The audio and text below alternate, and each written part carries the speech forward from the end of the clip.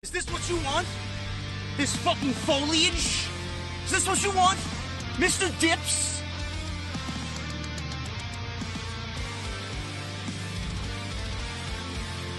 Is this what you want? Me standing in front of EC3 buying designer coats? Is this what you want?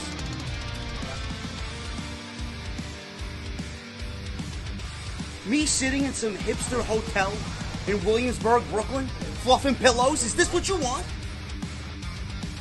I don't believe this. This graffiti art, the hotels, avocado toast. All I want is a fucking Guinness. An ice cold Guinness. What the hell does that mean?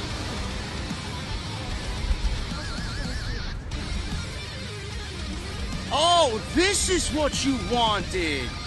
This is your Monday Night Raw review right here on Off the Script. What is going on, guys? Thank you so very much for joining me right here on Off the Script.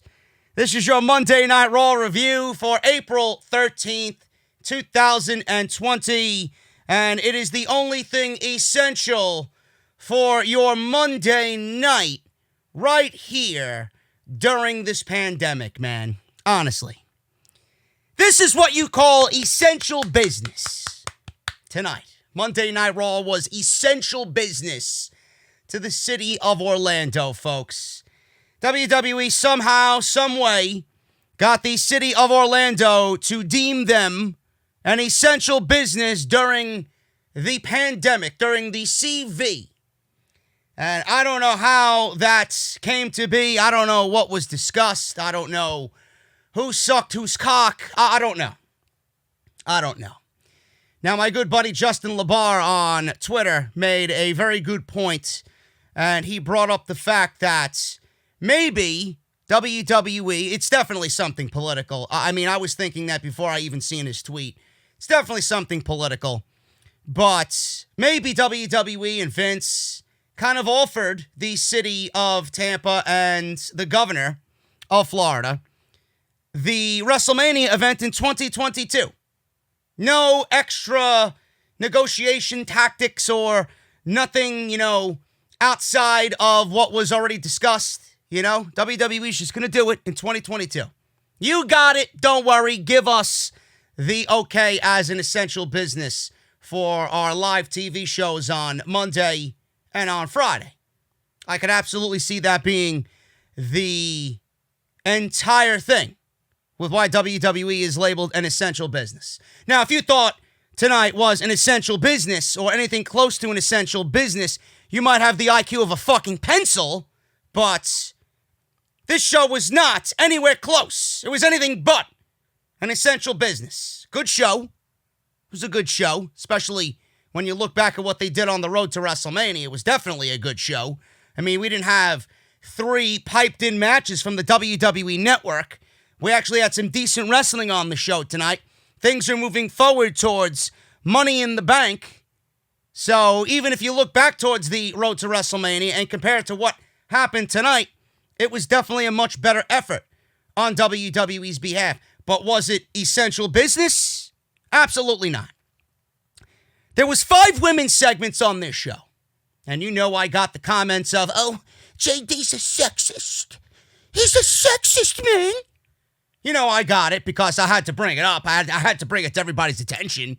5 women's segments on Monday Night Raw. In a 16-segment show, we got 5 women's segments in an era of the women's evolution right now being at the bottom of the fucking barrel.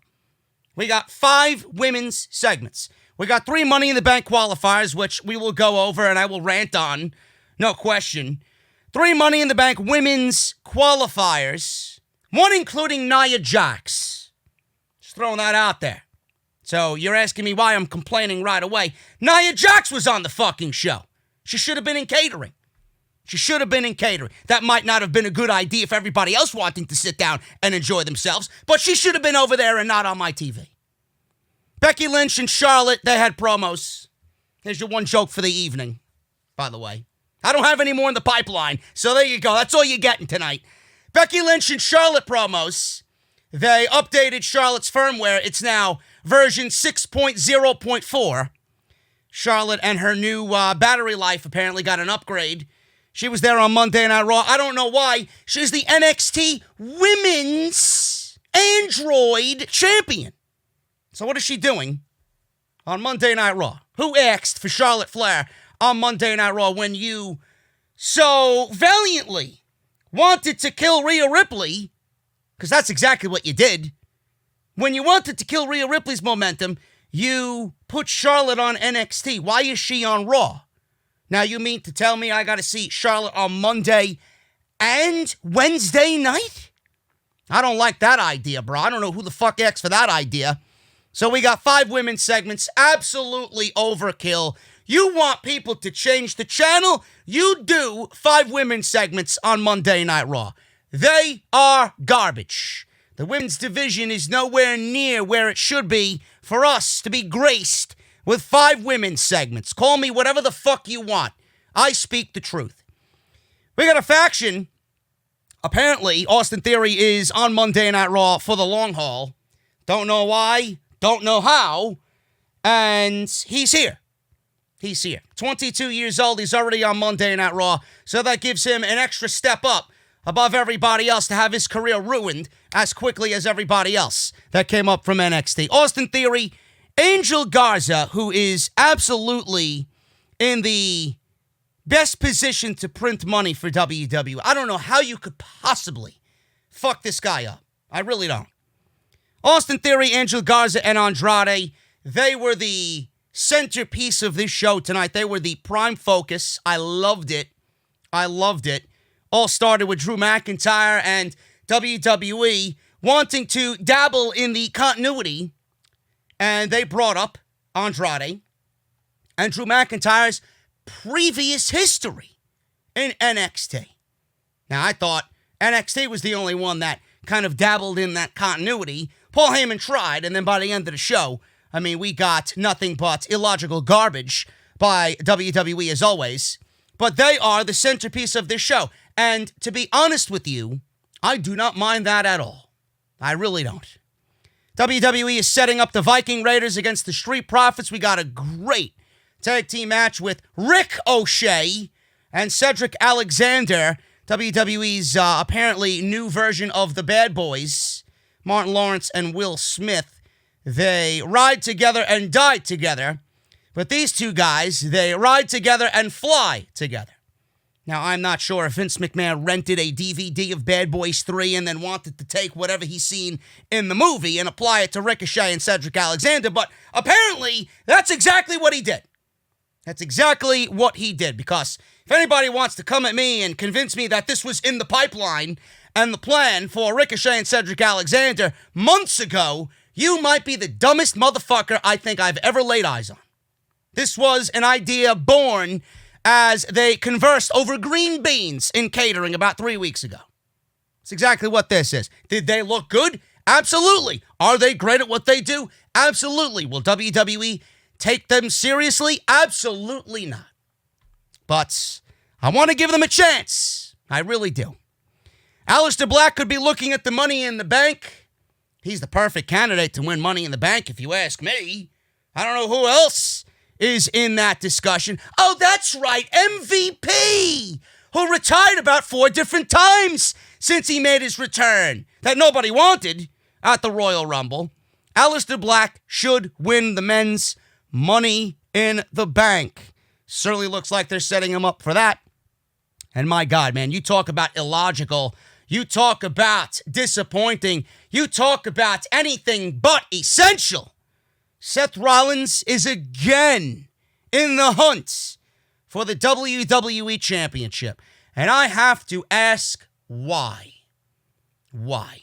All because he is the Messiah and he has risen. Clearly WWE having satanic overtones one day after most of North America had celebrated Easter Sunday. We have Seth Rollins pretending he is Christ and he has risen. So apparently now he is in line for a WWE Championship title opportunity. And I have to ask why, when the Messiah was crucified at WrestleMania. Makes no fucking sense to me. Oh, that's right. according to the fucking plebeian and the cretin on social media. Well, JD, they got nobody else as a heel on Monday night. Not my fucking problem. It's not my problem. Do better. You had all these fucking weeks to come up with Drew McIntyre's first opponent after WrestleMania, and that's what you come up with? How do you come up with Seth Rollins when Seth Rollins, in fact, doesn't deserve a WWE title opportunity? I'd love for you to tell me why that makes sense. And this is your Monday Night Raw review. Thank you guys so much for joining me here on the podcast. If you want to follow me on social media, please do so. At JD from NY206, that is on Twitter and Instagram. Please hit that subscribe button down below. Very important. Hit that subscribe button down below. Turn on that bell for all notifications. Hit that thumbs up. I got to stress to you guys because a lot of you just kind of leave it as it is. You watch the video, you enjoy the video, but you don't leave the thumbs up. I cannot even begin to stress to you how the thumbs up is mega important. Not only for the video and how the video does, but it has a kickback effect for the channel. So when you guys hit a thumbs up, the video is going to be shown in the recommended section more often. And if it's in the recommended section, new eyes and new ears are going to be on the show, and they will end up subscribing to the channel because why the fuck wouldn't they? I am the smartest motherfucker in the entire YouTube wrestling community, and if you don't think so, I mean, just look at my track record. Everything that I've said this year pretty much has been absolutely on point. Hit the thumbs up and please help out the channel and really support. I would greatly appreciate it.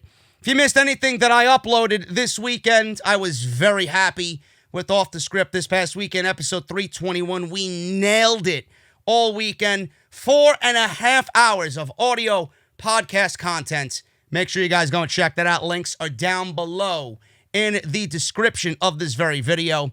If you guys want to support the podcast via Patreon, you guys know how to certainly do that as well. Patreon.com/JD from NY206. And today, the podcast is brought to you by my good friends over at Manscaped. Manscaped.com. Probably asking, JD, what the fuck was that? What was that?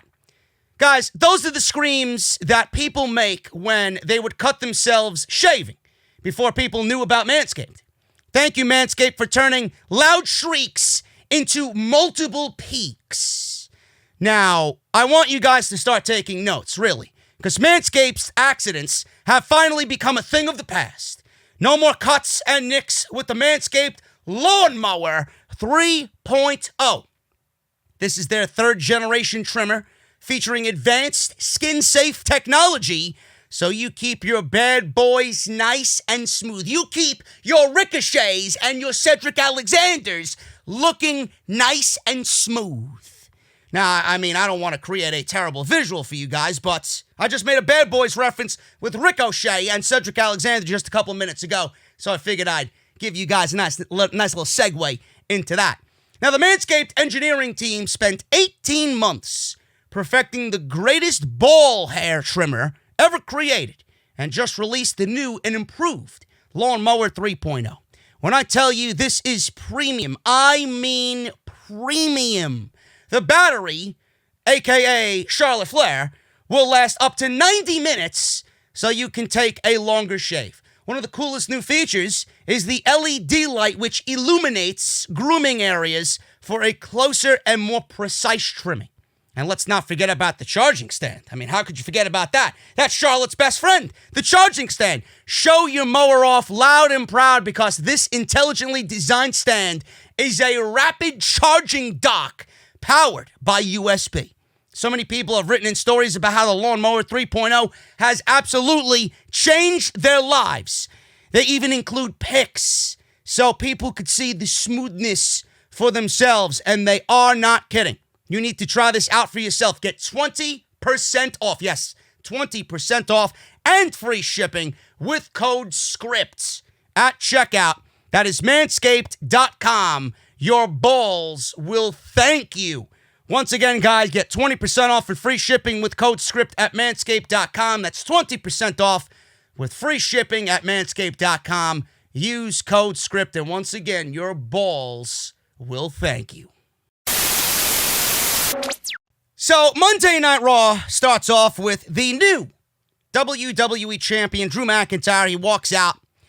We had an unforgettable crowning achievement on the lamest stage of all at WrestleMania 36. I feel so bad for Drew McIntyre. I really do. And they keep harping on the fact that he won the WWE Championship. Guys, I get it. We all get it. If you don't got the memo by now, you're never going to get it. So stop with the reruns. We get it. He is the WWE Champion. I'm happy for him. I love him. I think he's great. But I get the fact that he's WWE Champion. So, Jerry the King Lawler is here, and my God, did he have one hell of a night. Did the King of Cringe on commentary. We'll talk about him a little later. Him and his fucking ramen noodle comment.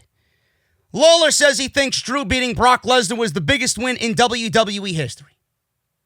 This is an analyst for WWE for how long?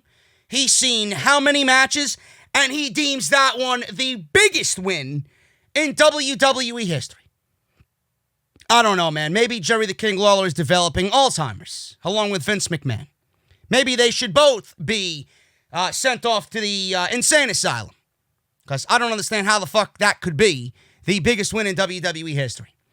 Drew thanked everyone for letting him into their living room. You can see the genuineness and the honesty just pouring out of Drew McIntyre here. He said it's truly an honor. He thanked everyone for the outpouring of support. He then said the internet can sometimes be pretty negative.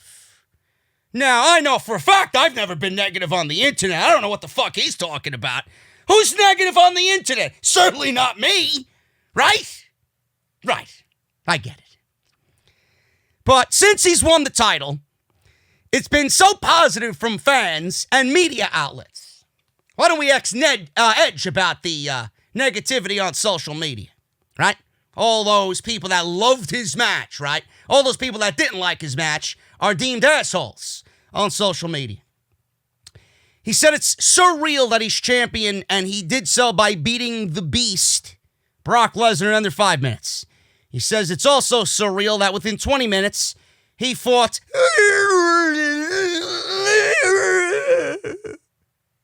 Big Show. Big Show. Apparently, I had a few people watch the Big Show, and they said it was just as awful as his in-ring ability. I don't know why I would go back and watch the Big Show after that highly recommended fucking comment. Drew leaned on the top rope and commented over a replay of the match with the Big Show.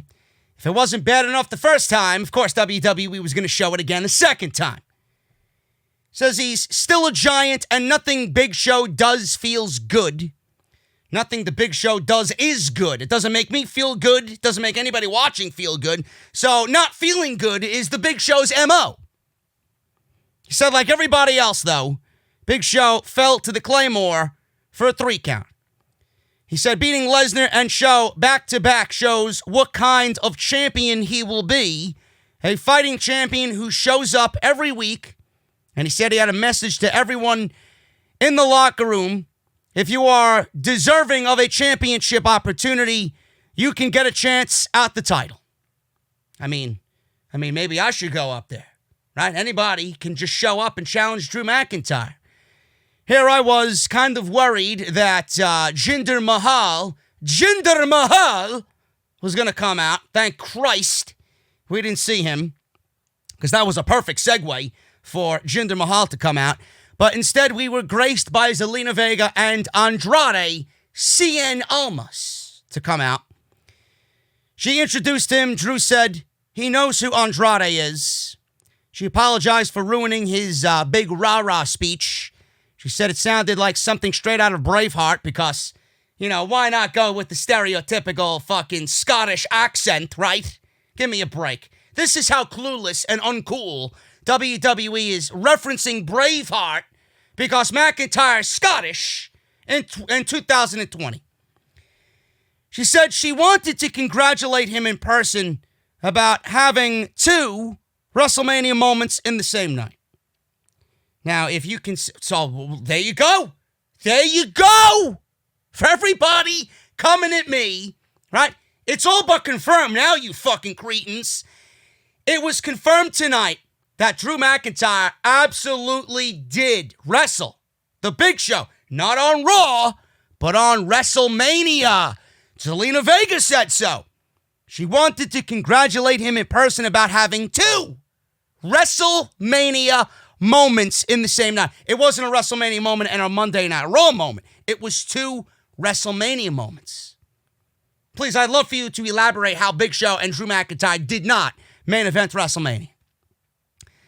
Zelina said her associate was robbed, just like how we're robbed of 3 hours every Monday night and then another 2 on Friday, right? Kind of similar. Her associate was robbed of his opportunity, and it's a real shame if someone were to injure Drew and take his title away from him. Drew said he's going to interrupt her before she talks in more circles, just like WWE Creative does nothing but go around in circles creatively over and over and over again. That's why we got what we got at the end of the show. He talked about the last time they wrestled in NXT. I was shocked. Continuity on Raw? Oh my goodness, man. That's a new one in WWE's vocabulary. He said Andrade dropped him on his head and his arm was connected to the rope. But then his bicep was torn off the bone and you cost me 6 months of my career. And walked out with the NXT title. He told Andrade that if he wants the match, champion versus champion, he's all for it. Andrade said the last time he took his title, but this time, no more senor, nice guy. And that was the end of the segment. Drew is very good on the microphone. We all knew this already. I joke around about the Big Show and Brock Lesnar, but I'm genuinely happy that Drew McIntyre is the WWE champion. I thought this was a very good segment. I'm not going to complain about an Andrade-Drew McIntyre match. There's no reason for me to. I wouldn't even dare. I love the continuity. I love the fact that they brought up their past history, though brief, in NXT. And the fact that we were possibly getting this as his first title defense on Monday Night Raw in a legit program. I was all for. Now, what did Andrade do for an opportunity? Nothing. Honestly, nothing. The fact that he's there makes no sense. But the fact that Drew McIntyre said, I don't give a shit who it is, I'll defend the title against anybody, kind of opened the door for that. And it was a right man in that right moment in Andrade because of their past history. And it's a nice throwback to what they did in NXT. So I can't really shit on what they did here. So it was a very good opening segment to start Monday Night Raw. We got 3 women's Money in the Bank qualifier matches. Now, I posted on Twitter, and I said, if anybody wants to see 3 women's Money in the Bank qualifiers in the same night, you must be out of your mind mental. Now, clearly, people came at me with, oh, JD is sexist. Oh, JD is, whatever. Right? The typical shit that I get on social media. All I said, and you guys, if you've been listening to me, and I mean, if you're well aware of what I say on social media, I mean, I don't really hide anything. I've said this over and over again, as do many of you in the community. The women's division on Monday Night Raw and SmackDown, it might be even worse over there. The women's division on Monday Night Raw and Friday Night SmackDown, it's fucking terrible. There's no sense of order. There's no legit superstar outside of Charllote and Becky Lynch. WWE refuses to build up anybody else, right? Nobody else is a standout.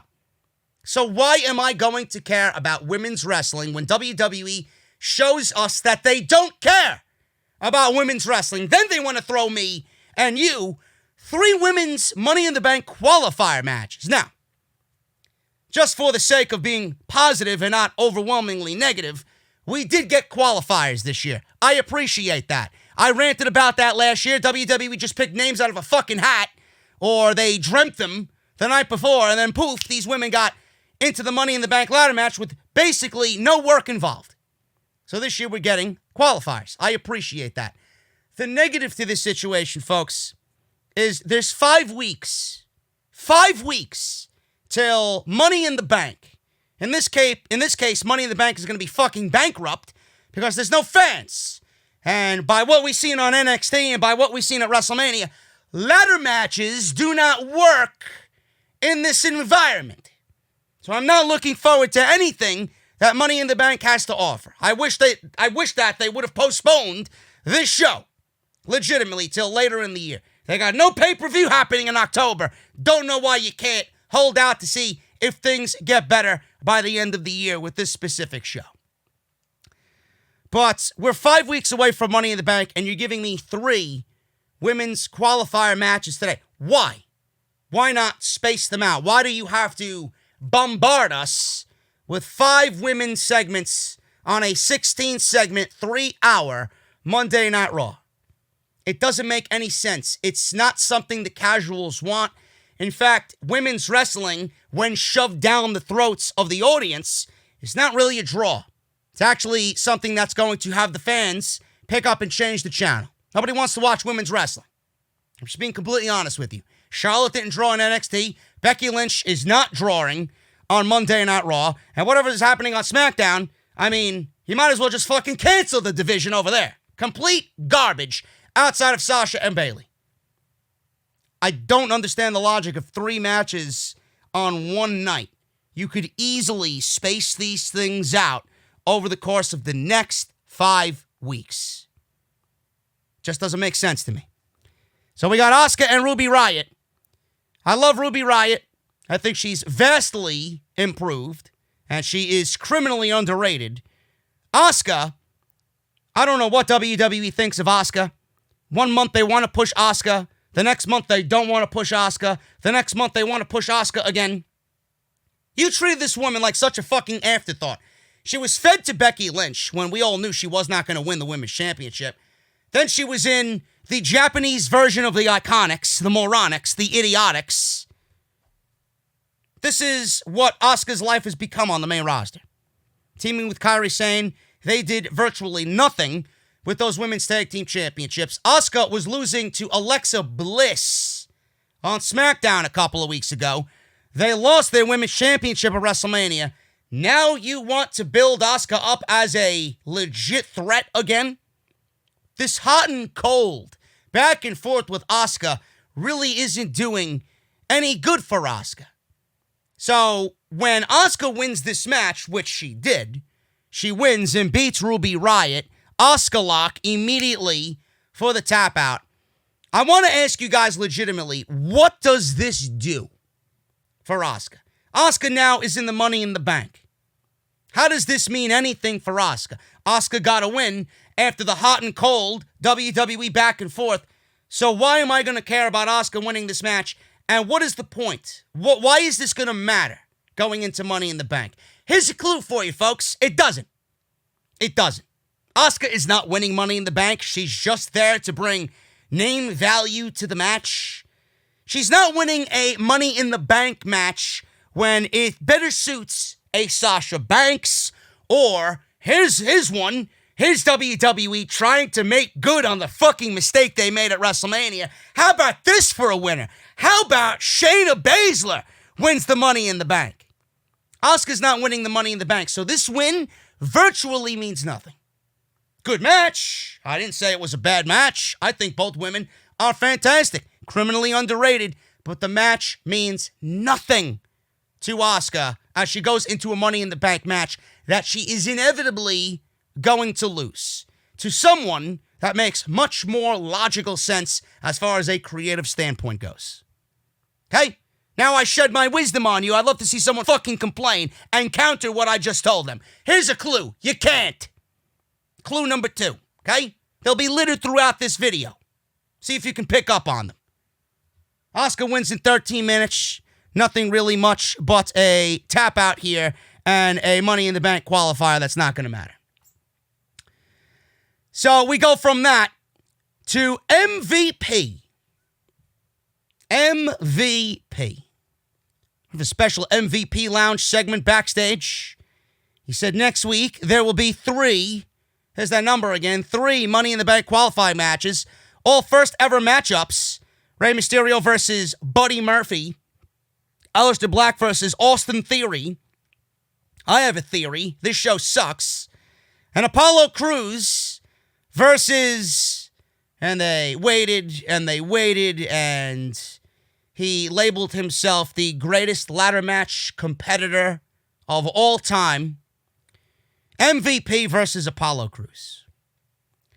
Now, I'd love to know why, number one.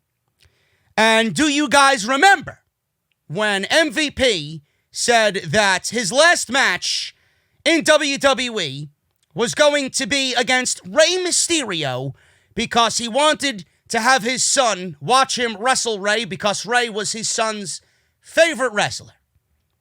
How much of a slap in the face is that? Your son is watching you wrestle and you're not his favorite wrestler.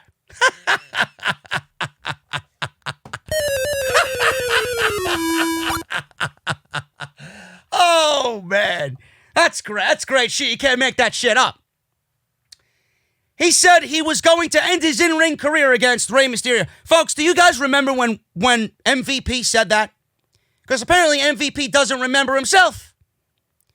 Why are we getting a Money in the Bank qualifier with MVP?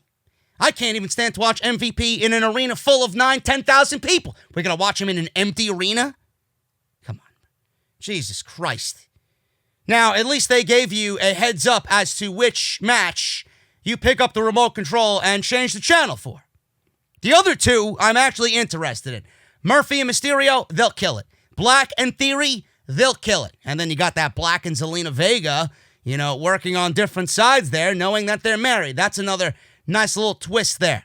And then Apollo Cruz. Is Apollo Cruz really going to get pushed, being that he is now a free agent draft pick picked up by Monday Night Raw? Right? An expiring draft pick? Or is it Apollo Cruz is just one of those guys that Vince McMahon deems a warm body so that he puts him on the show because he's got nobody else? I think that's the reason, right? I think that's the reason. You had a chance to push this guy for 4 years. Now you're pushing Apollo Cruz? It's great that he's getting his time in, but when things go back to normal, I don't see Apollo Cruz on TV. That's just me. So we go from that to Aleister Black versus Oney Lorcan. Oney Lorcan of NXT usually teams with Danny Burch. The nice 1-2 combination of Oney Lorcan and Danny Burch. Aleister Black wins here with a black mass. Obviously, Oney Lorcan was not going to win, being that Aleister Black has a qualifier next week with Austin Theory. Oney Lorcan is fucking good. He really is, man. He is excellent at his job. Everybody that he's in the ring with, he makes stand out. So, he might be one of those guys that they call upon to be a really good enhancement talent. He's got this thing about him where, obviously Aleister Black is not an up-and-coming guy. He doesn't need enhancement matches, but Oney Lorcan looked really tough in there. He's stiff. He's legit. Oney Lorcan's kind of settled into this thing where, you want someone to kind of get a taste of what the main roster is like. Just send him through the Oney camp, Have Oney fucking rough him up a little bit. That's the type of mentality he's got. And I think it's great. He does his thing very well. This one went 10 minutes. Aleister Black wins in a very predictable outcome here. Black mass. And again, I love the fact that Aleister Black has got a nice boost of momentum underneath him.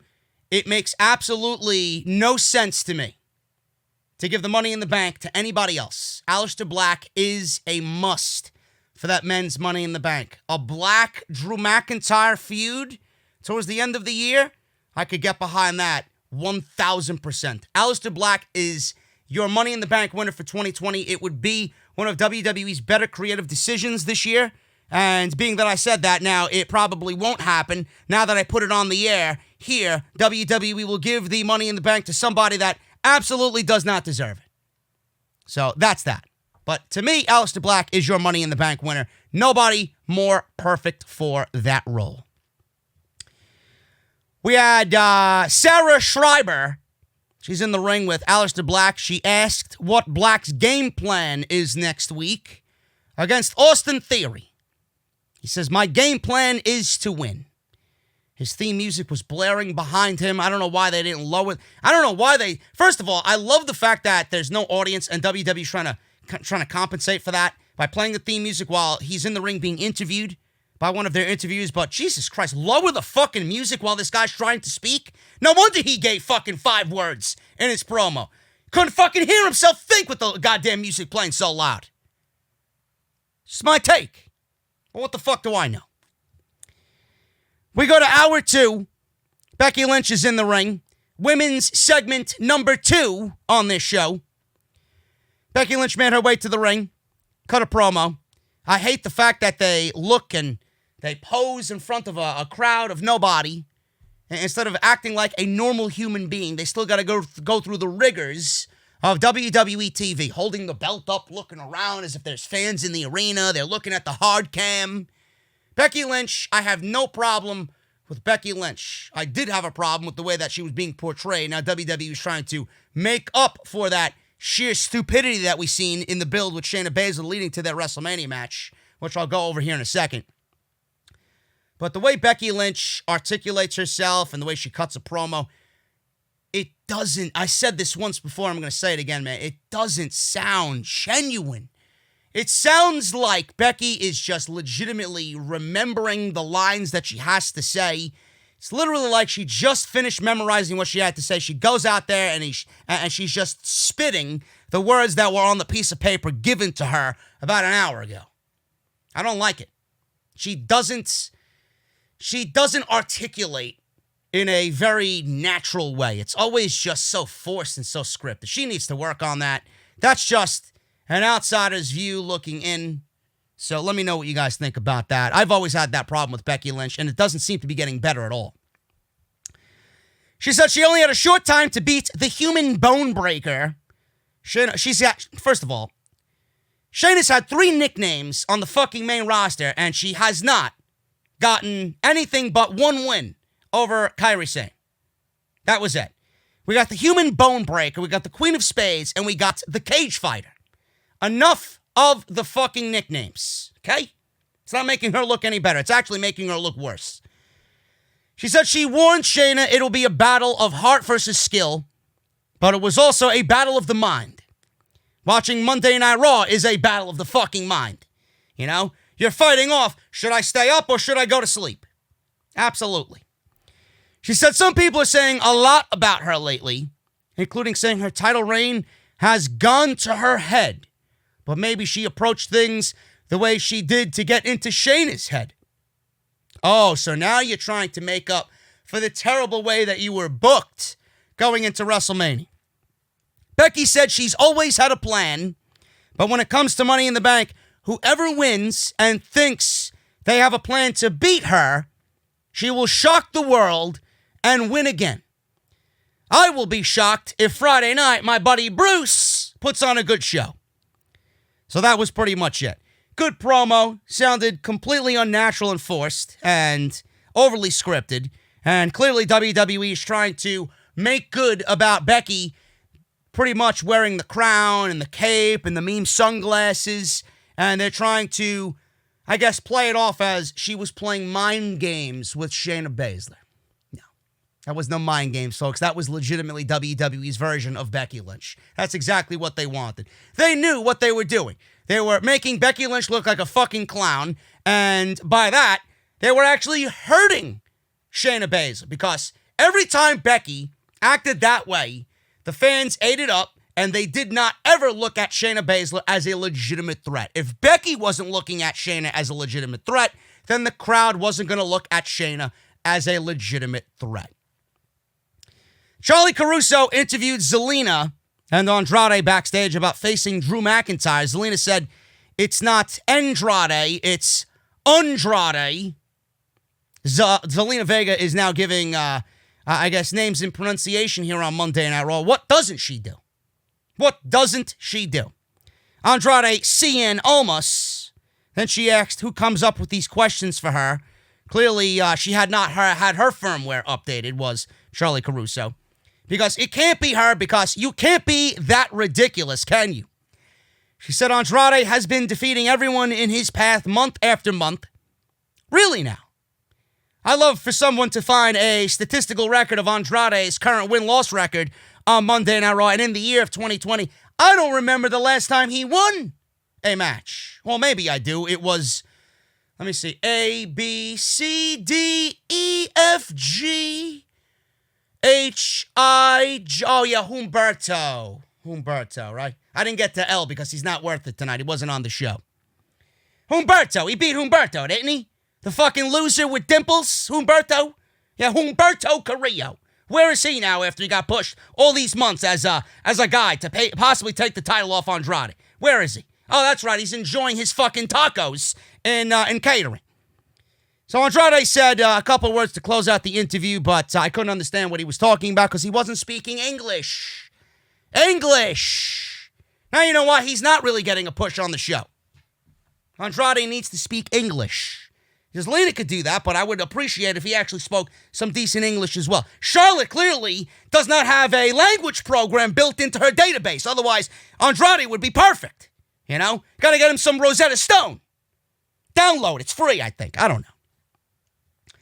Sarah Logan versus Shayna Baszler. Did anybody expect anything different out of this match? Now, they swerved us. I don't know if it was a mistake, legitimately, or if this was something that WWE went about doing and planned ahead with. Baszler wins via ref stoppage, but she didn't. So we got Logan crying after Shayna had stomped on her elbow. Now, clearly, this is something that Shayna has done for 3 years in NXT. Never once got disqualified for it. She got reprimanded for it, but she did it in matches, and nobody ever stopped the fucking match or rang the bell for her to lose, right? This is her segue to the Kirifuda clutch. So, the bell rings. She leaves the ring. Sarah Logan is crying in pain. This is a normal thing for Sarah Logan. She's crying all the time because she's not on the fucking show. She's a certified loser on this show. Shayna Baszler walks over the barricade, or through the barricade and through the crowd where nothing but the sea of lost souls reside, throws a chair, and exits the Performance Center. Moments later on Twitter, she tweets, "Fuck kayfabe, how about that for reality?" And then she deletes the tweet. Because I commented on it, said I love it, and then the tweet got deleted. So they initially said that Sarah Logan had won this match. And I'm asking myself why. Now, with Becky Lynch's promo happening before this, I said to myself, are they really setting up Shayna Baszler versus Becky Lynch, and Shayna Baszler got herself disqualified because she really wants Becky and says, fuck Money in the Bank? But then we come back and Mike Rome, or the referee, or a mixture of both, made a mistake, and Tom Phillips says, in fact, Shayna Baszler wins the match via ref stoppage. So Shayna Baszler actually advanced to the Money in the Bank ladder match. So I'm like, okay.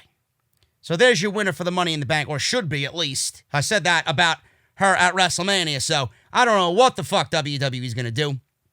But Sarah Logan, I don't know what they tried to do here with Sarah Logan. Nothing will work. She's still not going to get over it. She's still going to be a loser. She can cry all she wants, really. Just put a fucking Viking show on Discovery Channel. She'll cheer right up. She'll cheer right up. Seth Rollins was shown backstage about losing to Kevin Owens at WrestleMania. Oh, so you know, Messiah. So you know you lost at WrestleMania. Wow. You're not as dumb as I think you are. So he was staring off into space. He was looking this way. He was looking this way. He said, and if I could find where I'm looking here. I lost my fucking notes here. Oh, yeah. This is what he said. And I quote, "Once again, my career has been crucified. Once again, my career has been crucified." And he's looking this way. Now, I don't know what he's looking at. Maybe Titus was waving a blueberry pie in his face and he couldn't take his eyes off of what Titus was doing. Maybe catering was serving dinner without him and he wanted to be seated first. I don't know what he was looking at. But he was looking off into space and he said, "Once again, my career has been crucified." Maybe the writers of these shows need to be crucified, not you and your career. So they replayed Sarah Logan's arm again, and Again, they clarified that Baszler had moved on to the Money in the Bank qualifier, blah, blah, blah. Who cares? Sarah Logan is still a loser. Akira Tozawa versus Austin Theory. I guess he's now a main roster act. Paul Heyman couldn't wait to call up Austin Theory. He got to Austin Theory before he could get thrusted into an NXT program down at Full Sail. So Vega joined the announcers at ringside, and Austin Theory wins here in 7 minutes with his ATL finisher. So we had two things happen in this match. Number one, Austin Theory was kind of ragdolling Tozawa, saying, "You're nothing like me, you're a cruiserweight." So I love that they're giving Austin Theory this cocky attitude, and they're really kind of pigeonholing Akira Tozawa. But it is what it is. He's in the Cruiserweights tournament, the interim Cruiserweight tournament. He's in one of the blocks. They got Block A and Block B going on, and they're going to crown a new champion. So that's pretty interesting over there. He's part of that field of 8. But the main thing everybody was talking about here was Tozawa had got on the ring apron and flipped onto Austin Theory at ringside, jumping off of the steel steps, and he did a rolling senton into Austin Theory. So Lawler, in his commentary wisdom, called this, and I quote, a ramen noodle moonsault because he's Asian. Let me repeat that, folks. Jerry the King Lawler, a WWE analyst and color commentator, called a rolling senton off the apron or the steel steps to Austin Theory, executed by Akira Tozawa, who's Asian, the ramen noodle moonsault. I wonder if Roman likes them. Maybe Roman is munching on noodles. I don't fucking know. In his time at home in quarantine. The ramen noodle moonsault.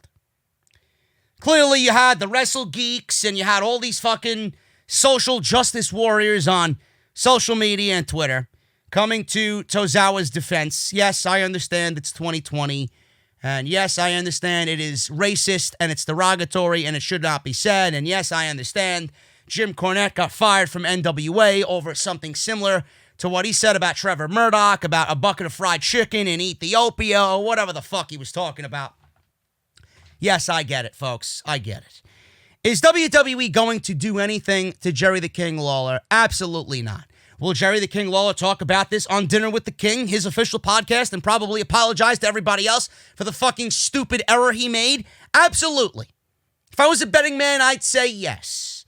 But you got to understand where Jerry the King Lawler is coming from, folks. Yes, racism has, or discriminatory remarks like that have no place on a television show such as this, with the talented performers of WWE doing what they do.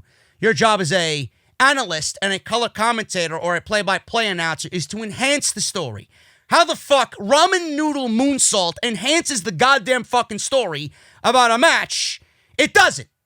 It doesn't. You should be fucking ashamed of yourself, okay? Now, did I laugh at it? I didn't really laugh at it. I found it to be shocking, but humorous in the back of my mind. Ha ha ha, I don't believe he said that. Now, I wouldn't say anything like that, right? I would never say anything like that on social media or on commentary for House of Glory. But Jerry the King Lawler was called into work. He's 70 years old, okay? I'm sure he has a weakened immune system, just based off what he's went through in the past with his previous health conditions. He had to get on a flight to Orlando, a flight that he talked about on social media earlier in the afternoon, a flight in which he was the only passenger on the plane. He was wearing a medical mask. He flew into work, knowing the risk of what he could possibly be putting himself through. He didn't speak up about not coming. WWE called upon him, and he came to work like a good little soldier because it's an essential business. And maybe he legitimately did not want to be there. Maybe he didn't want to defy the boss because the boss is paying him quite handsomely to be there. And he just gave zero fucks. Maybe he thought, well, they're coming, they're asking me to come to work here. I don't give a shit what I say. They're not going to do anything to me because we're in the middle of a pandemic. Jerry the King Lawler cannot be that fucking brain dead to say something that stupid. A ramen noodle moonsault is now trending on social media. That's all I will say. Takes away from Austin Theory. It takes away from the obvious talent that Akira Tozawa possesses. And he's labeled a ramen noodle eater. And he executed a ramen noodle moonsault because he's Asian. First of all, ramen noodles suck. They're overly salty and terrible for you. If you eat them, God bless you. But we're not in college anymore.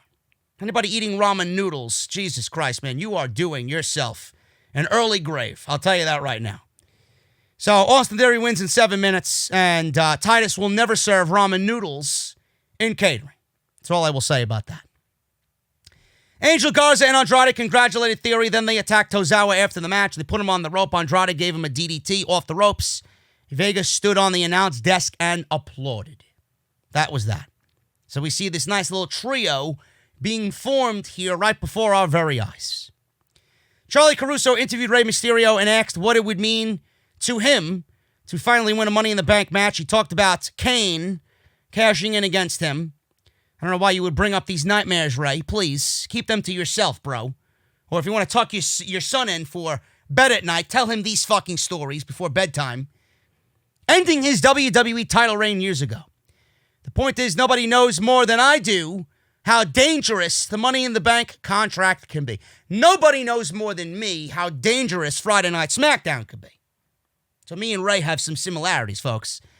He said he has his first task, and that is to beat Murphy next week on Raw. Pretty sure these guys are going to tear it down if they are allowed to go. He said he is a bright, incredible superstar with a bright future, but he doesn't want it as much as he does. He said next week he'll put it all on the line and become Mr. Money in the Bank, and he will be the one cashing in. Rey Mysterio still has a contract. I'm surprised by this. I wonder when his contract is actually up. It should be sometime this year, and I wonder if he is going to stay in the WWE. It seems like he may be on his way out sooner rather than later as well. Seth Rollins is still backstage looking at catering instead of blueberry pie. Now Titus is waving fried chicken in front of him with a nice side of mashed potatoes and macaroni and cheese. The chicken, I heard, is absolutely fantastic. Perfectly seasoned. It's his mama's recipe, I heard. Top secret. Not even the VIPs in catering know what it is. So Seth Rollins is backstage and he says he wants everybody to know how good the secret recipe is and that he's still there for the viewers. Your Messiah has truly risen. So that's what he said. And he is mocking Easter Sunday, as usual, in WWE's typical satanic ways. Angel Garza versus Tehuti Miles. Sounds like a fucking island off the coast of Hawaii somewhere, Tehuti. And I'm getting frequent flyer miles on my way to my honeymoon vacation. Garza, this guy is absolutely a product to print money. I don't know how you could fuck this guy up. This guy comes out wearing a white, sporty outfit. He's got a rose in his mouth like he's fucking old school Fandango. Comes walking out with a rose in his mouth. He goes up to the one female photographer there, which I'm assuming has to be his fiancée, right? Has to be his fiancée. Because it looked like the same woman that he proposed to in NXT several months back. So congratulations to them. I love Garza. Garza walked up to this woman and kissed her on the cheek, right? So he gave her a flower, kissed her on the cheek. Garza took care of Miles in 2 minutes. He blew a kiss to the camera, talking in Spanish. He was producing and doing everything about his match his way. Wing clipper for the win, and he finished Tehuti Miles of NXT. After the match, Theory and Andrade joined Garza in attacking Miles, just like they did to Akira Tozawa. Andrade gave Miles a hammerlock DDT, and I love the fact that this story tonight was focused around Andrade, and I love the little just throwbacks. The way that he injured Drew McIntyre at that TakeOver event where he won the WWE NXT Championship. I love the way that they told the story through Andrade building up his match with McIntyre. The same way that he injured McIntyre, he did the same thing to Tozawa, and he did the same thing to Tehuti Miles. So WWE having a decently flowing show up until this point with some nice throwbacks and a little sense of continuity. Can't really hate on them up until this point. So it was not bad, not bad. Sarah Schreiber interviewed the Kabuki Iconic Warriors backstage. And Asuka bragged that Ruby wasn't ready for Asuka. Schreiber asks what her confidence level is going up against Nia Jax. She asked this to Kairi Sane. Kairi just said nothing. She said, Asuka dance. And they smiled and danced away. Asuka doing the dance or whatever the fuck she's doing. She's waving around. She's like dancing tribal-like around a fucking pit of fire. I don't know what she's doing, you know? I don't know what she's doing. Apparently, her inner child, her inner Teddy Long is coming out. I don't know what she's doing. This is a woman that we just seen in the beginning of the show fucking scream warlike chants in a match with Ruby Riott, and then she's dancing in this promo with Kairi Sane. Which Asuka are we going to get? I don't like this version of Asuka. This Asuka looks like a clown. This version of Kairi looks like a clown. Honestly. They look like they belong in a circus. They're not a fucking wrestling show. They are virtually the Iconics. That's what they are. The only difference is they're Japanese. So we got that interview over and done with, thank Christ. Charlie Caruso interviewed Drew McIntyre backstage asking about the comments made earlier by Zelina. Drew showed her the scar on his arm. He said at least 2 or 3 times a week he sees that scar and is reminded about that night. Monday Night Raw on SmackDown Live scar my soul every week, Drew, so I know how you feel. He said it cost him 6 months of his career and derailed his career. He said he worked his ass off to become WWE Champion, but he doesn't forgive or forget. Neither does Bruce. He promised to hurt and Claymore kick Andrade. If he has to take 6 months off because of me, so be it. Everybody wishes WWE would have taken 6 months off because of the CV.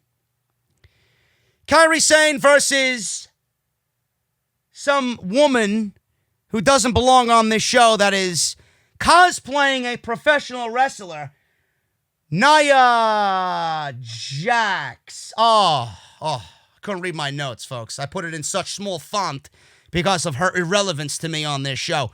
Nia Jax squashed Kairi Sane.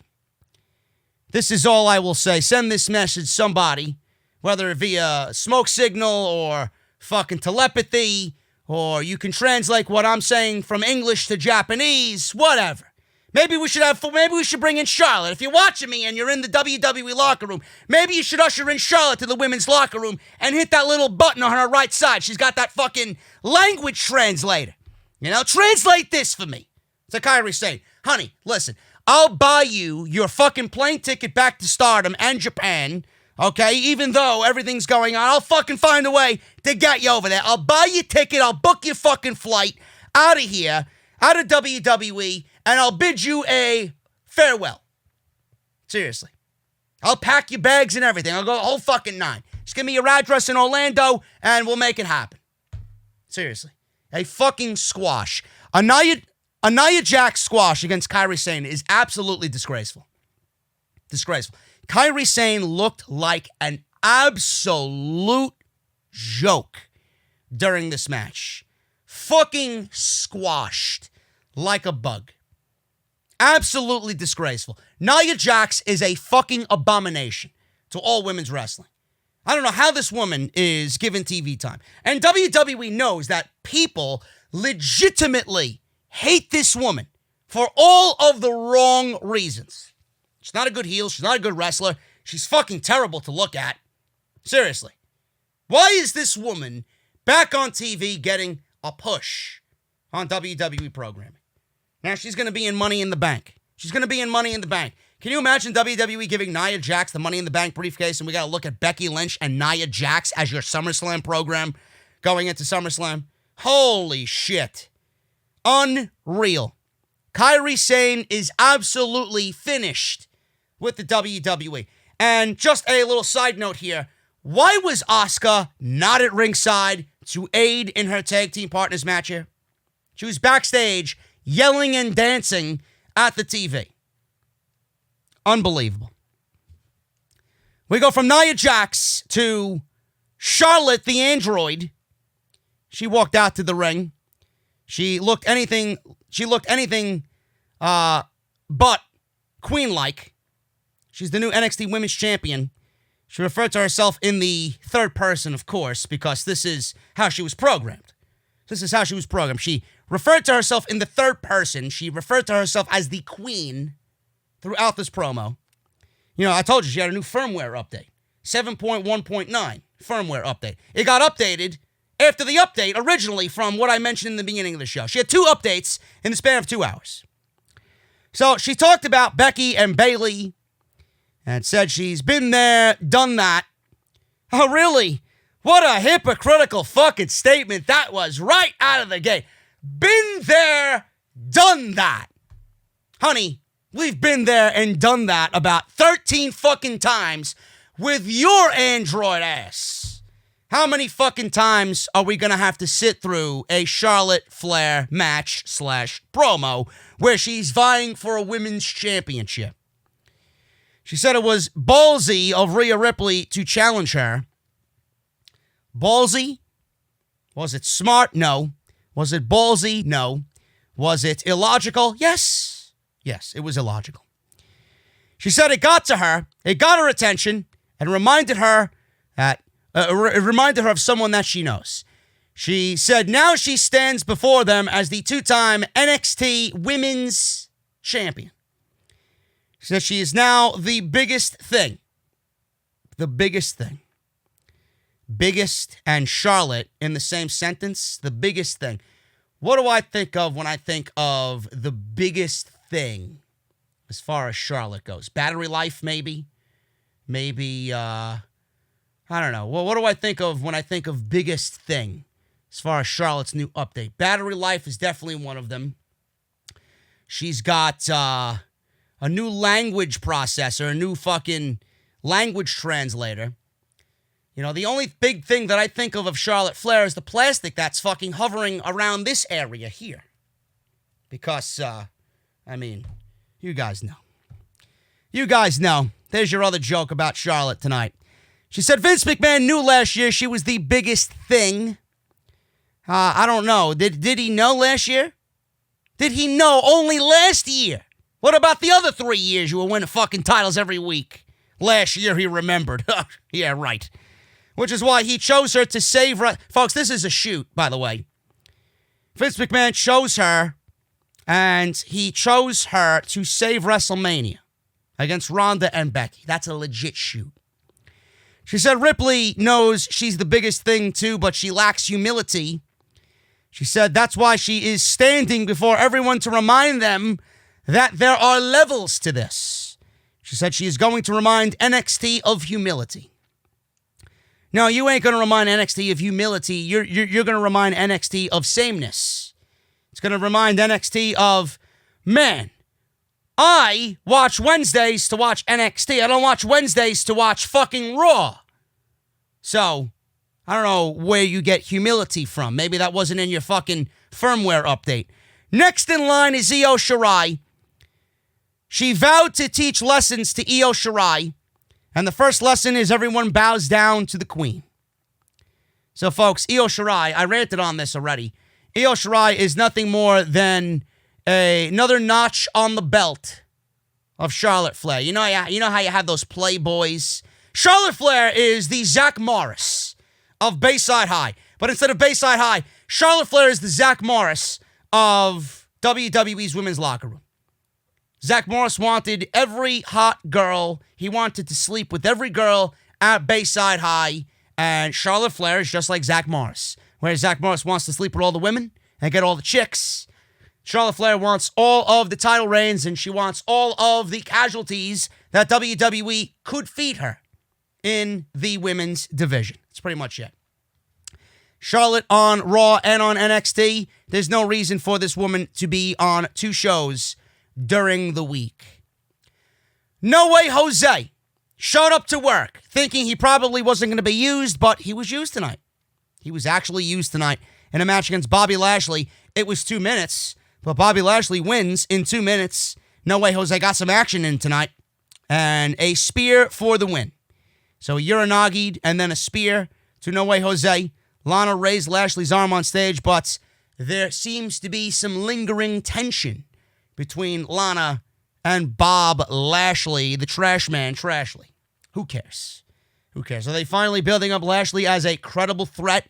Maybe he gets that Brock Lesnar match this year that he's so wanted. We'll see. Seth again addressed the non-believers. I don't believe that Bruce will ever produce a good SmackDown. I'm a non-believer, Seth. I'm a non-believer.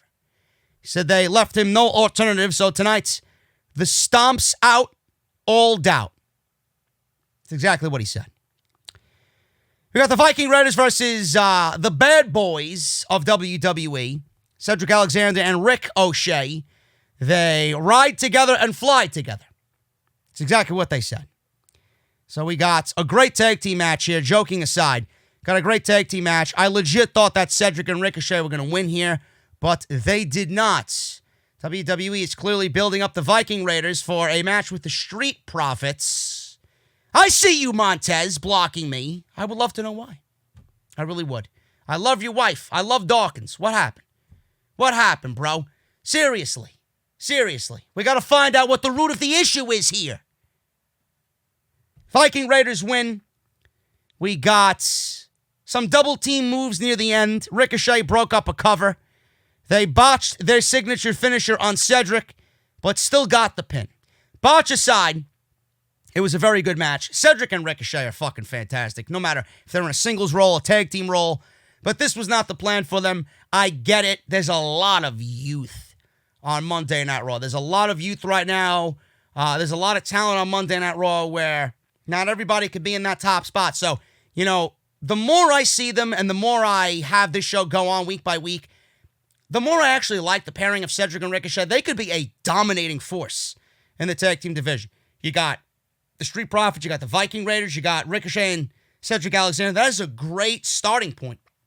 What they do from there, I don't know.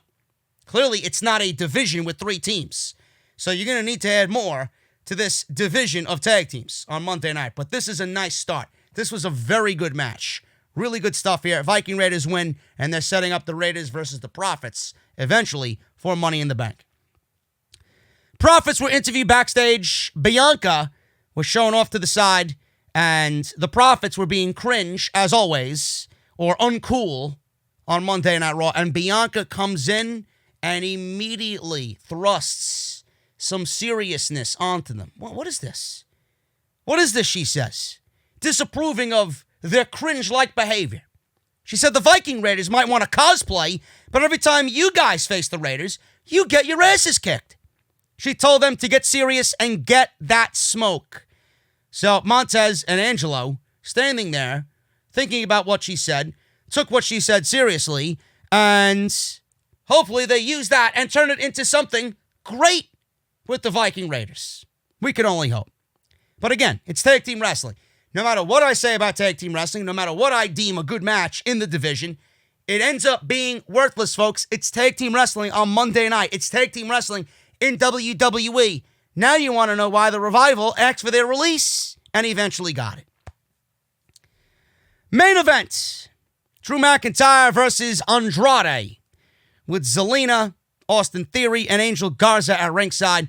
You know what I wondered here? Why Asuka wasn't out at ringside during Kairi Sane's match. Meanwhile, Andrade had Vega and Theory and Garza all at ringside to help aid him in this matchup.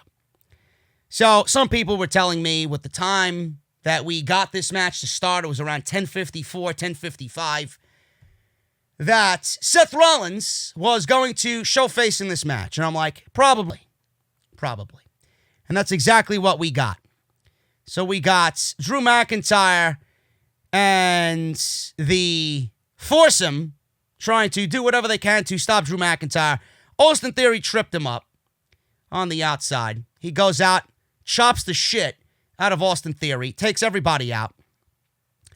So Drew McIntyre was being beat down by Andrade, and they were working on the arm, the continuity there. Drew made a comeback, landed a Claymore in the ring, wins in about 5 minutes. Drew was about to celebrate, and Seth Rollins' music played.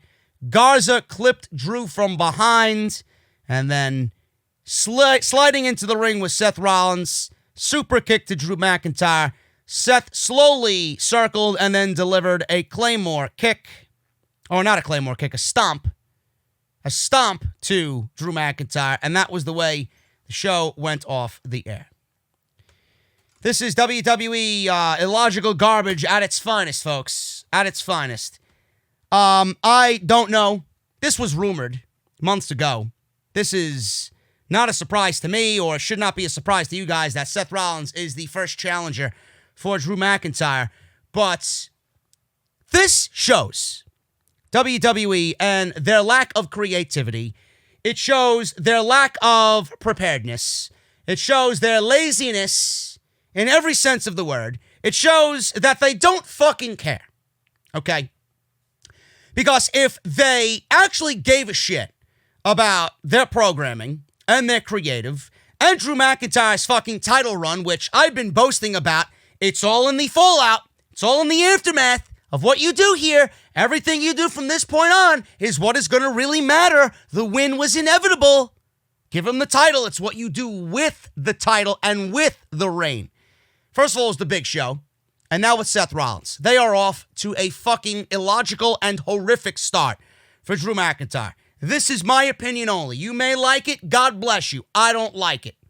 I don't see how anybody could like the logic here. This is their creativity. Seth Rollins. Seth Rollins has been in a world title program every single time. Every single time you look at him within the last 2.5 years, he's been in a major world title program. He'll be the champion. He'll lose it. He'll go through one feud, right back in it. Rinse and repeat over and over again. Why do we need Seth Rollins in a major title program again? It doesn't make any sense. Now, for those asking, well, they got nobody else. He's the biggest heel on the roster.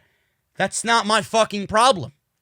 That is not my problem. That's WWE's problem. You mean to fucking tell me, after WrestleMania, with this roster, the way that it is right now, and the talent that exists on this roster, you can't find another heel to go up against Drew McIntyre as his first legitimate title feud?